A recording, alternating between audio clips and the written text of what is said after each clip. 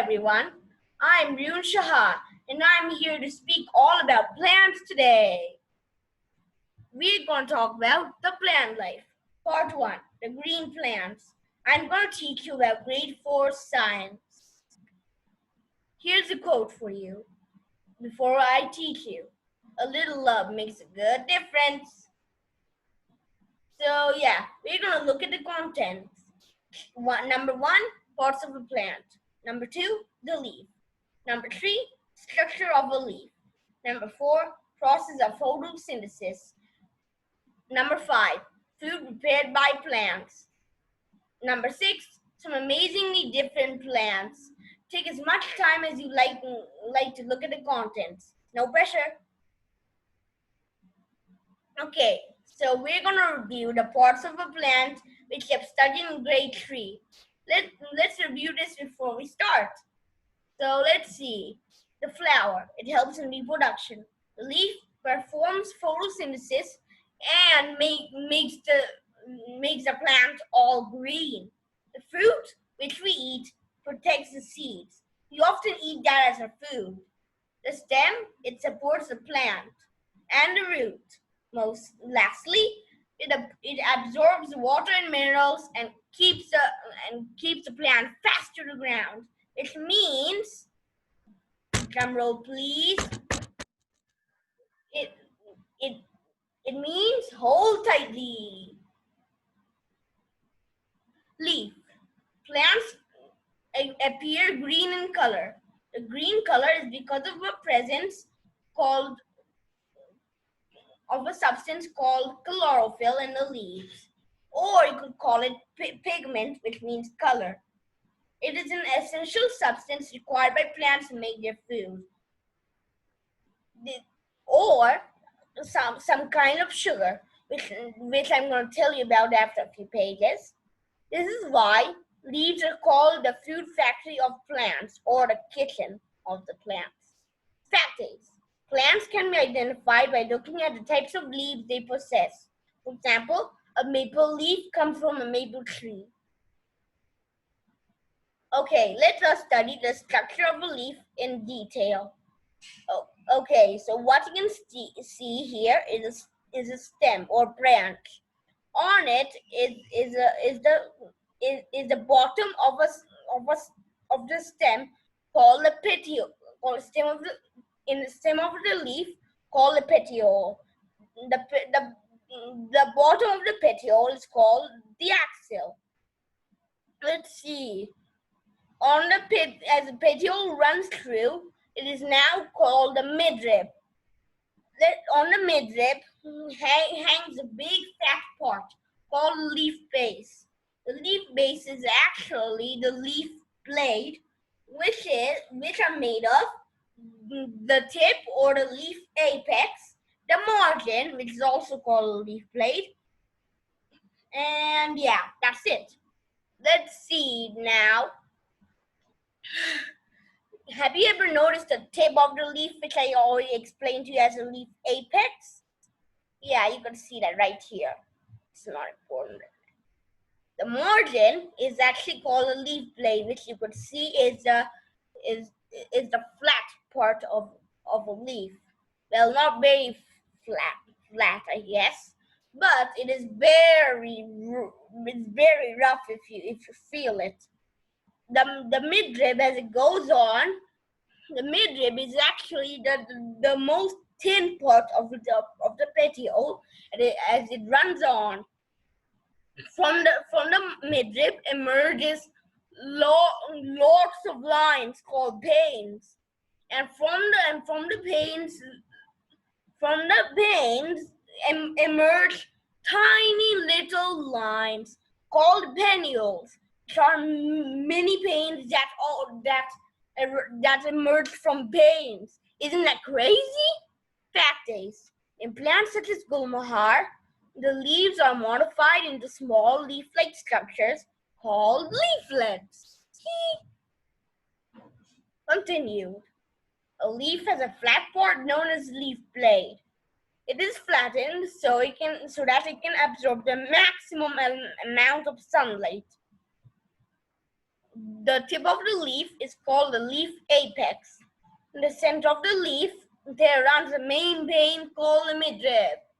Veins help in transporting food, water, and minerals to the different parts of a plant. For example, when your mother cooks and mixes lots of things to make food, while food, water, and minerals travel through the veins, they get all mixed up through them. The veins are like tubes. As they go through them, they get mixed up and form a type of sugar, or the plant's food, which I'm going to tell you about after a few chapters. Again continued. The underside of the leaf contains tiny openings called the stomata. The stomata are so small that we cannot see them with our own eyes. The stomata are actually the noses of the plant, which are found in every leaf. But there are some things the opposite between humans and plants. With the stomata, the plant breathes in carbon dioxide but releases oxygen, while we take in oxygen and release carbon dioxide. Opposite, right? The petiole attaches the leaf blade to the stem.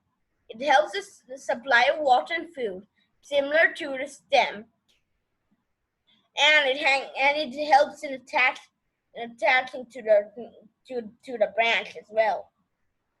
Stipules are small leaf-like pair that are found at the base of the petiole of many flowering plants.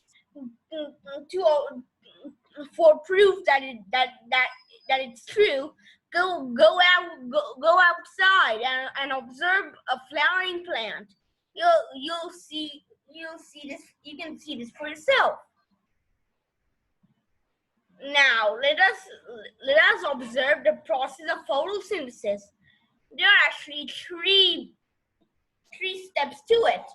Number one, the plant draws up water and minerals from the ground through roots.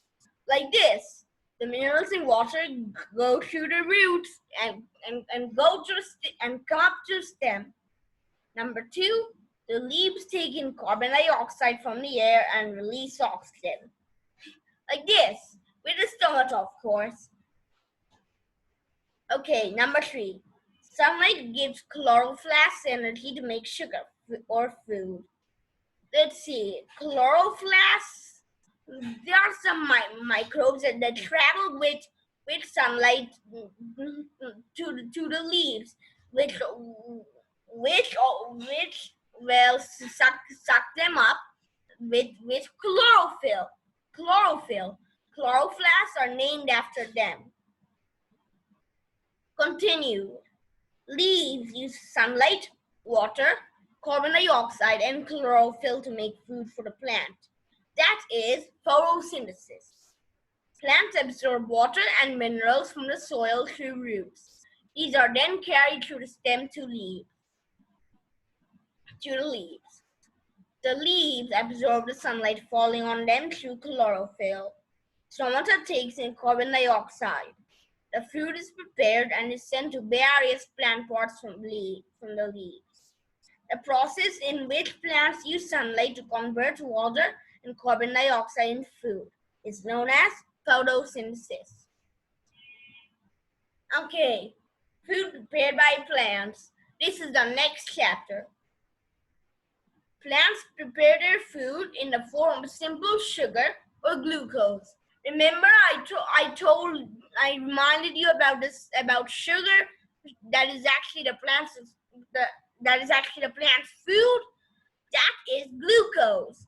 Like, for example, remember when your mom always mixes glucose with water for you to drink. It gives you energy, right? Well, this glucose is food that gives the plant energy too. It is natural food. Plants use glucose for their growth and development.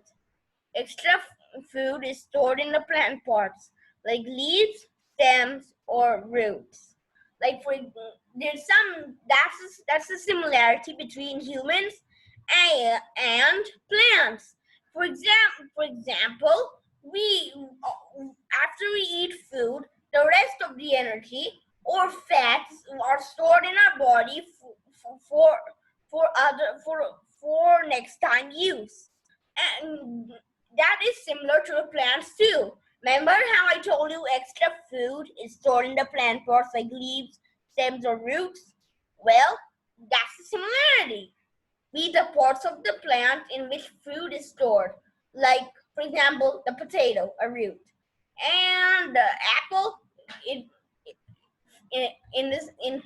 on top of the stem. Okay, here's a question for you. You have to answer this. Pots. Some plants like croton and money plant have leaves with patches of different colors. What are these plants called? Let me know in the comments below what you think. And remember, I won't tell you the answers. You have to figure it out yourself. Think for what? Think carefully. Interdependence among plants and animals. Okay, we are dependent on plants for many different reasons. For example, food and exchange of gases. Let's talk about how we're dependent on to plants with food. Let's see food. Humans and other animals eat plants and their parts as well as other animals. Plants are the main procedures of food. The energy stored in the form of starch in plants is transformed to animals when they eat plant food. When some other animals eat these animals, or the carnivores, when these carnivores eat these animals, the energy again passes into the body of the animals in the form of food. This forms a kind of chain where energy flows from the sun to the plants, then to animals in the form of food, and also humans. Such a chain is called a food chain. You might have heard about a food chain, right? You might have studied in grade 3. If you hadn't, try to recall what you've studied, because I know you've studied it and you might not remember. Exchange of gases. Plants need carbon dioxide to prepare food, while animals need oxygen to breathe. Animals breathe out carbon dioxide, which is used by plants. And in return, plants release oxygen for animals to breathe. It's a kind of cycle that goes on for years and years. Okay, you might think that all plants are the same, but actually they are not. Let us learn about these different plants. As you know, these plants have different features that allow them to adapt to the changes of weather. Like cactuses. A cactus does not have leaves. It has bands to leaves that are reduced to spines, serving to protect the loss of water. Green stem makes food. The cactuses are found mostly in deserts and other hot places, but still, they can only grow in deserts. But isn't it weird that this green stem makes photosynthesis by itself? It doesn't even need water. Crazy plant. Okay, Venus flytrap. It gets energy from the sun and transforms it into food. Catches its prey with targets, mainly insects, for its nutrition, and traps them in its leaves. Such plants are known as insectivorous plants. Other examples are sundew and pitcher plant. Non-green plants. These plants do not have chlorophyll. These plants are also referred to as fungi. They grow on dead and decaying plants and animals. They also get their food from these dead and decaying living organisms. For example, mushrooms and molds. Okay, now don't get scared to hear that mushrooms are type of fungi. It's actually type of edible fungi. Just big, but there are actually two types of it. One species is a normal mushroom, and another is a poisonous mushroom. Be careful while picking mushrooms because you might end up picking up a poisonous mushroom and you'll die eating it. So just be careful about this. But otherwise, it can be used as food. You might even it's a good delicacy to put on pizzas. Fact is, the plants that obtain nutrition from dead and decaying plants and animals are called saprophytic plants. Oh yeah. Okay, now you understood how plants are very helpful to us and are put to use in our daily lives. Unfortunately, people are cutting them for making room for more important things which can be built in some other site. But hopefully after hearing this, people won't do that again. I wish that people would encourage planting more trees. So yeah, if you want to do that and encourage people to plant more trees, you could just do that yourself.